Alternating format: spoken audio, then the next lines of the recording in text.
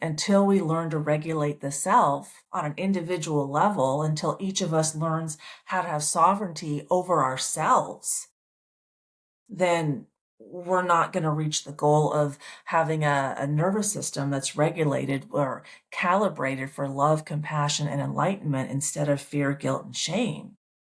And my research shows that traditional Christian values, family values, calibrates the nervous system for fear, guilt, and shame with an external punishing God mirrored by the father in the home. And then the mother is suppressed and not valued and overworked. And all the reward is done to reach heaven after the current life.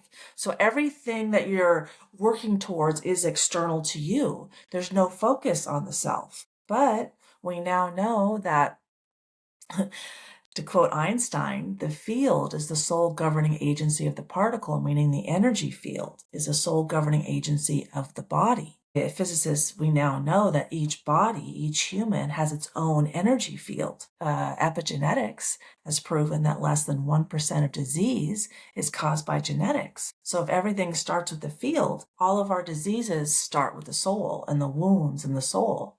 So when our soul has a lot of fear, guilt, and shame in it, then that's how our nervous system is calibrated. And that's how my nervous system used to be calibrated.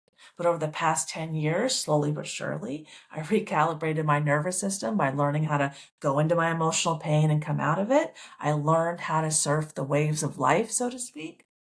And now my nervous system is calibrated for love, compassion, and enlightenment, and that's where I spend most of my time.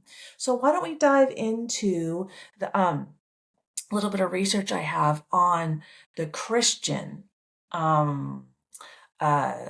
family values, and then we're going to get into what's going on in Europe right now, and we can kind of make all those connections. So traditional Christian family model, it's hierarchical, okay? The father's above the mother. So there's the imbalance from the get, and the mother has to look outside of herself for direction, because starting in the 13th century, the Christian church started burning women at the stake who said their intuition connected them to God. In Christian families, the man is a spiritual leader.